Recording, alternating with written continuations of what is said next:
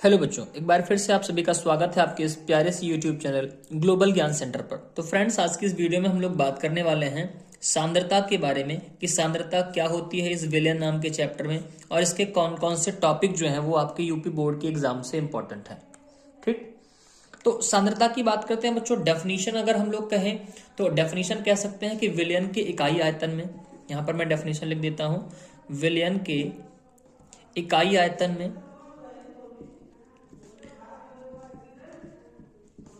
उपस्थित विलेय की मात्रा, विलेय की मात्रा उस विलयन की सांद्रता कहलाती है। विलयन की सांद्रता कहलाती है। ठीक है ना, विलयन की सांद्रता कहलाती है। तो ये आपकी डेफिनेशन हो गई। अब विलयन की सांद्रता को आपने कक्षा 10 में या कक्षा 11 में मोलरता के 10 में तो नहीं, 11 में आपने मोलरता के टर्म में ही पढ़ा होगा। लेकिन आपकी कक्षा 12 में कम से कम 1 दर्जन विलयन के जो सांद्रता के पद हैं उनके बारे में बात करी गई है। हम लोग एक एक करके उन सांद्रता के पदों की चर्चा करेंगे। हाँ, एक चीज और कि मैं जब बता रहा हूंगा तो वहां पर बच्चों जो डेफिनेशन है वो बहुत इंपॉर्टेंट होगी। मैं सारी डेफिनेशन लिखूंगा नहीं, मैं जो शब्दों को बोलूंगा उन शब्दों को आप नोट कर लेंगे, वही डेफिनेशन बन जाएगी। ठीक है ना। सबसे पहला पद है हमारा बच्चों, वो है द्रव्यमान बटे द्रव्यमान प्रतिशत। द्रव्यमान बटे द्रव्यमान प्रतिशत। ठीक, इसको कहते क्या है हम लोग, इसको हम लोग कहते हैं वेट बाई वेट परसेंटेज भी कहते हैं। फॉर्मूला क्या होता है, फॉर्मूला तो बाद में देखेंगे, सबसे पहले इसकी डेफिनेशन देख लेते हैं। डेफिनेशन लिख लेना है आपको।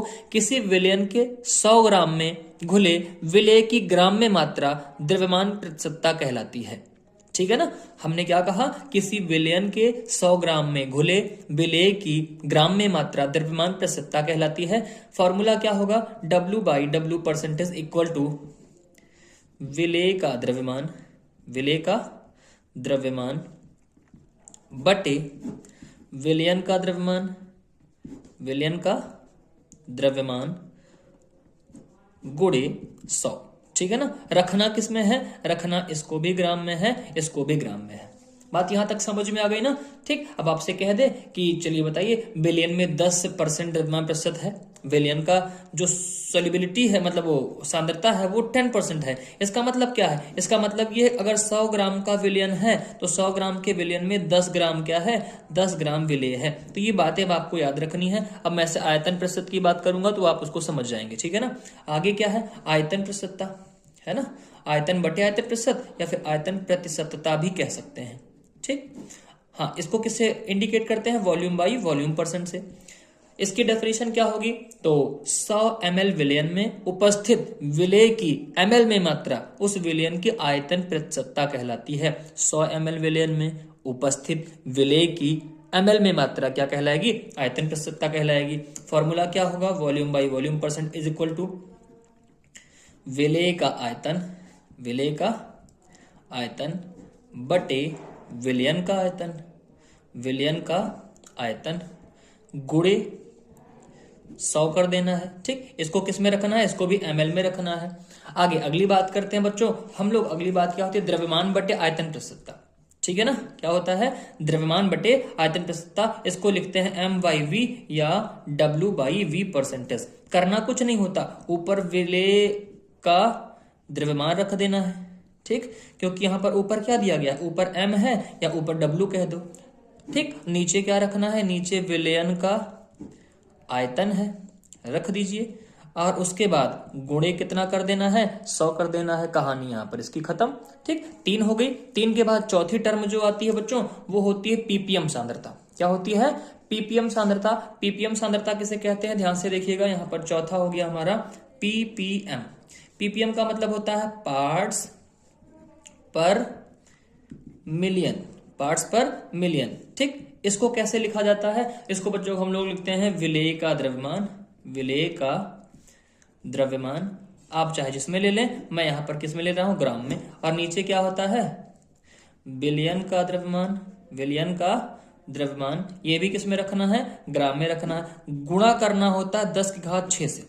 कितने से, 10 की घात 6 से गुणा करना होता है। ऐसे अगला आपका बनता है वो पीपीएम नहीं, वो क्या हो जाता है पीपीबी। अब पीपीबी में क्या होता है, कुछ भी इसमें विशेष अंतर नहीं होता है। पीपीबी, पीपीबी का मतलब होता है पार्ट्स पर बिलियन, पार्ट्स पर बिलियन। कुछ मत करिएगा, सेम फॉर्मूला यहां रखिएगा, केवल गुणा आपको किससे कर देना है, 10 की घात 9 से कर देना है। बस गुणा किससे करना है, 10 टू द पावर 9। बाकी पूरा का पूरा फॉर्मेट यहां पर वही रहेगा, विलेय का द्रव्यमान बटे विलयन का द्रव्यमान ग्राम में। बात समझ में आ गई, क्लियर। चलिए आगे बात करते हैं बच्चों। आगे इंपॉर्टेंट चीज होती है मोलरता, सबसे इंपॉर्टेंट मोलरता। मोलरता कहते किसको है, मोलरता क्या होती है, इस बात को बहुत अच्छे से समझिएगा बच्चों। मोलरता, मोलरता और मोललता दो चीजें होती हैं, यहां पर लिख ले रहा हूं 7वां, मोललता, ठीक है ना। इसको मोलारिटी कहते हैं, मोलारिटी, मोलारिटी, और एक को कहते हैं मोलालिटी, मोलालिटी, ठीक। समझ में आई बात ना।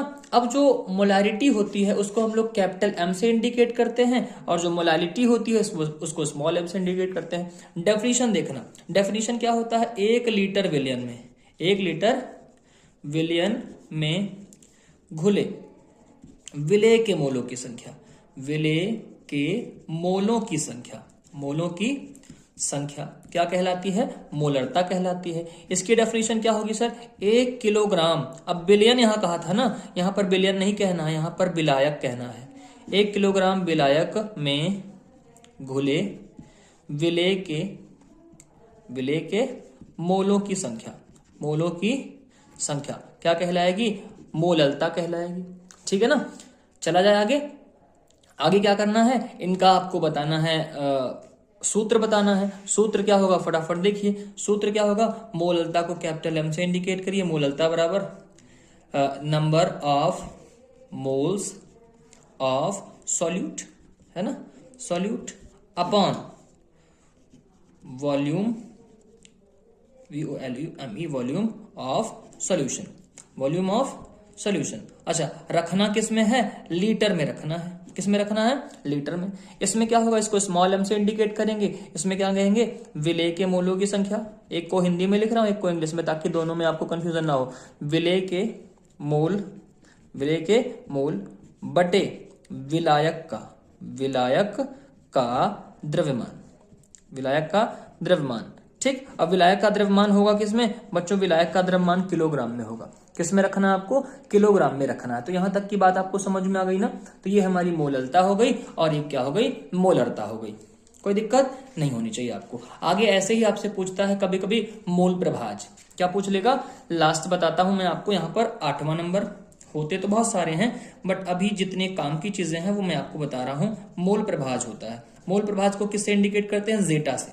किससे इंडिकेट करेंगे, जेटा से। अगर परिभाषा की बात करी जाए तो किसी विलयन में उपस्थित विलेय पदार्थ के मोलों की संख्या और विलयन में उपस्थित कुल मोलों की संख्या के अनुपात को हम लोग क्या कहते हैं, मोल प्रभाज कहते हैं। सर बात को समझाइए पहले। जैसे हमने कहा A है और B है, दो पदार्थ मिलकर के क्या बनाए हैं, सोल्यूशन बनाए हैं। अब A के जो मोल हैं वो टोटल कितने हैं, Na है।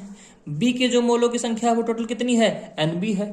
तो आपको मोल प्रभाज निकालना है। किसका मोल प्रभाज निकालना है, सपोज दैट अभी हमको मोल प्रभाज निकालना है बच्चों A के मोलों का, A का मोल प्रभाज निकालना है। तो जेटा A बराबर क्या हो जाएगा, A के मोल बटे बिलियन में उपस्थित टोटल मोल, तो Na अपॉन Nb हो गया, ठीक। या फिर आपको किसका मोल प्रभाज निकालना है, B का निकालना है। तो ऊपर क्या रखेंगे, इस बार Nb रखेंगे, और टोटल में क्या रखेंगे, Na प्लस Nb रखेंगे, ठीक। हाँ, इसमें नोट पॉइंट क्या है, नोट पॉइंट ये है कि दोनों पदार्थों का जो मोल प्रभाज होगा ना, वो उनका जो सम होगा वो किसके इक्वल होगा, 1 के इक्वल होता है। बात यहां तक समझ में आई। तो ये आपकी कुछ सांद्रता के पद रहे, ठीक। इसी में और सांद्रता के पद आते हैं, एक बार आप सबको नोट भी कर लीजिएगा। ये आपका मोल प्रभाज हो गया, मोललता और मोलरता हो गई। उसके बाद ये पीपीबी हो गया, पीपीबी के ऊपर पीपीएम हो गया। उसके बाद यहाँ पर आपको द्रव्यमान बटे आयतन प्रतिशत, यहाँ पर आयतन बटे आयतन प्रतिशत दिया है। उसके बाद यहाँ पर आपको दिया है द्रव्यमान प्रतिशत, ठीक है, या फिर द्रव्यमान बटे द्रव्यमान प्रतिशत भी कहते हैं।